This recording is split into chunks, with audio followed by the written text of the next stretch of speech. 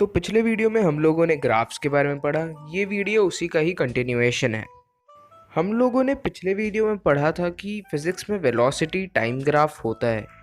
अभी मैं तुम लोग को उसका थोड़ा सा रिवीजन करा देता हूँ और बताता हूँ कि स्लोप से कैसे पता चलता है कि एक्सेलरेशन है या नहीं है। जैसा कि हम लोगों ने पढ़ा था कि वेलोसिटी टाइम ग्राफ सिर्फ 4 ही टाइप के बताता है कंडीशंस अपने रे से। तो उनके बारे में एक और बार देखते हैं। सबसे पहला था यूनिफॉर्मली एक्सेलरेटेड के लिए स्लोप। दूसरा था यूनिफॉर्म मोशन के लिए स्लोप। अब यूनिफॉर्म मोशन मैंने बताया था ना, जो कि पैरेलल होता है एक्स एक्सिस से, जब रे पैरेलल आता है वो होता है यूनिफॉर्म मोशन।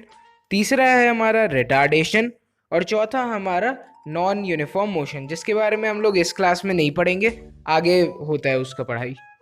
वैसे तुम कोई और पढ़ो ना पढ़ो, तुम यूनिफॉर्म एक्सेलरेटेड और रिटार्डेशन इन दोनों का ग्राफ तो पक्का से पक्का करके ही जाना। तो ये रहे हमारे ग्राफ्स। तो चलो मैं तुम्हें बताता हूँ कि स्लोप से एक्सेलरेशन का पता कैसे चलता है। तो हम लोगों ने ग्राफ में 2 पॉइंट्स मार्क कर दिए, ए और बी। जो ए से लेके बी का जो डिस्टेंस है वो हमारा चेंज इन वेलोसिटी है, जिसको हम लोग डेल्टा वी भी बोलते हैं। और नीचे वाला जो लाइन था वो तो टाइम का था ही, तो इसलिए वो डेल्टा टी। तो इसी के लिए हमारा फॉर्मूला हुआ a is equal to delta v upon delta t, जो कि हो गया बी सी अपॉन ए सी, और आ गया हमारा स्लोप। तो अब अगले वाले में देखते हैं कि यूनिफॉर्म वाला जो है जिसमें पैरेलल रहता है उसमें जीरो क्यों रहता है हमारा एक्सेलरेशन। तो चलो ग्राफ में 2 पॉइंट्स प्लॉट करते हैं, v और v1, और नीचे में t और t1। जब हम लोग एक्सेलरेशन देखते हैं जो कि होता है delta v by delta T, तो फिर देख लेना हमारा जो फाइनल आएगा वो ज़ीरो आ जाएगा। इसलिए हम लोग बोलते हैं कि एक्सेलरेशन ज़ीरो है इसमें। और रिटार्डेशन में जो हमारा आता है एक्सेलरेशन, तुम्हें पता है रिटार्डेशन नेगेटिव होता है, तो इसलिए हमारा एक्सेलरेशन नेगेटिव आता है। और नॉन यूनिफॉर्म को हम लोग अभी कंसिडर नहीं करते हैं। तो चैप्टर में आगे बढ़ते समय हमें एक और खुलासा होता है कि s, जो कि हम हमेशा से स्पीड के लिए यूज़ करते थे, वो असलियत में डिस्टेंस के लिए होता है फिजिक्स में। तो आगे के जितने भी फॉर्मूलाज उसमें अगर s यूज़ हो तो वो डिस्टेंस के लिए होगा। अब जैसे कि मैं तुम्हें ये पॉइंट प्लॉट करा देता हूँ। अगर तुम्हें इस ग्राफ में पता लगाना है कि कितना डिस्टेंस है, तो फिर तुम्हें क्या करना है, बस एरिया अंडर द ग्राफ कर देना है।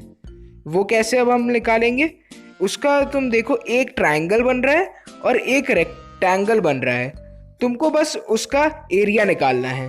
वही हो जाता है हमारा distance covered by an object.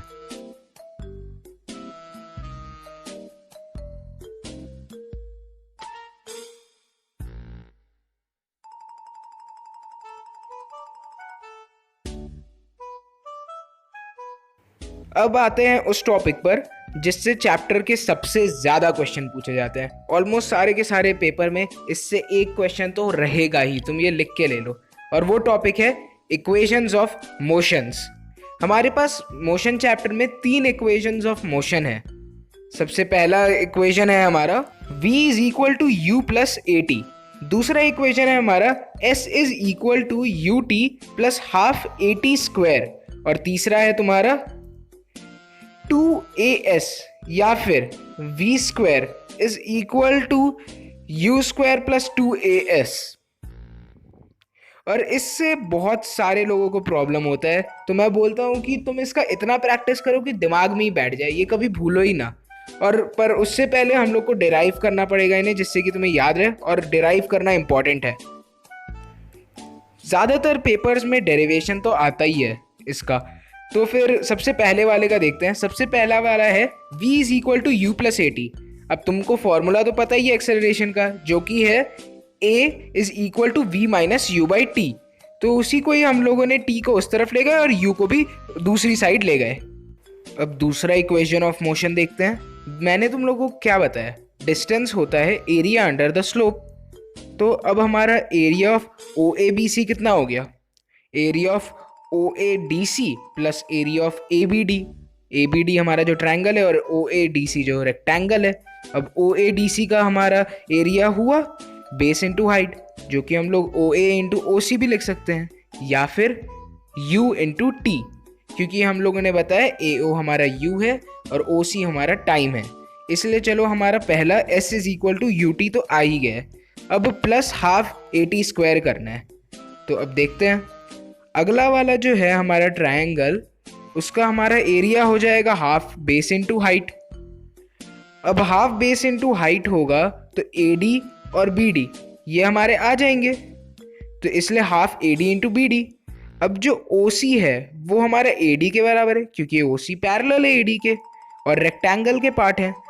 और जो हमारा बी डी है उसको हम लोग ओ ई प्लस ए ओ भी लिख सकते हैं, और इससे हमारा आ जाएगा half t into v minus u. अभी अभी हम लोगों ने फॉर्मूला में सीखा कि ए टी जो होता है वो v माइनस यू होता है। मैंने बताया ना a is equal to v minus u by t, तो उसी से ही हमारा ये आ गया। अब हम लोग जब बेसिक मैथमेटिक्स करेंगे और मल्टीप्लाई करेंगे तो आ जाएगा हमारा हाफ ए टी स्क्वायर, और इन दोनों इक्वेशंस को ऐड करके हमारा आ गया finally s is equal to u t plus half a t square. तो चलो आखिरी इक्वेशन ऑफ मोशन भी डिराइव करते हैं। अब वापस से मैं बता रहा हूँ s is equal to area under the slope. अब एरिया अंडर द स्लोप तुम ध्यान से देखो ये कौन सा हम लोग को ये पॉलीगन लग रहा है, ट्रेपीजियम। तो अब ट्रेपीजियम का एरिया क्या होता है, half into sum of parallel sides into height. तो अब जब हम लोग पैरेलल साइड्स देखेंगे इसके, तो इसके पैरेलल साइड्स है ओ ए और बी सी। अब जब हम लोग उसको लगाएंगे सम ऑफ पैरेलल साइड्स के बजाय, तो फिर आ जाएगा हमारा half into v plus u, और ओ सी जो है हमारा मैंने ग्राफ में दिखाया है वो टाइम है हमारा, तो इसलिए हम लोग उसको बोलेंगे कि वो टाइम आ गया। तो इसलिए s is equal to half v plus u into T.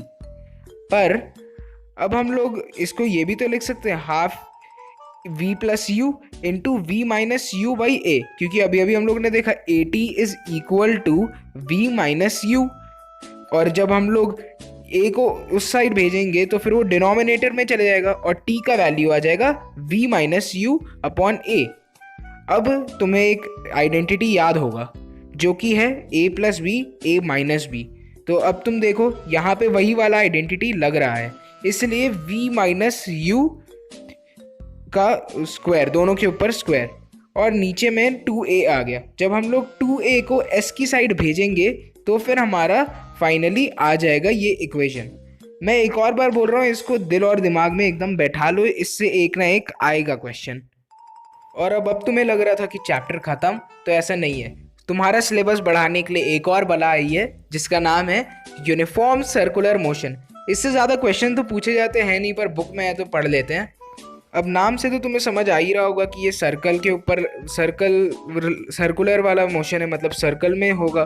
तो अब इसमें एक मज़ेदार बात है कि इसमें हमारा जो स्पीड होता है वो हमेशा कांस्टेंट होता है, पर जो वेलोसिटी होता है वो हमेशा चेंज करता रहता है। और जब वेलोसिटी चेंज करते हैं तो और क्या चेंज करता है, जब वेलोसिटी चेंज करता है तब आता है एक्सेलरेशन, क्योंकि हमारा एक्सेलरेशन था rate of change of velocity with respect of time.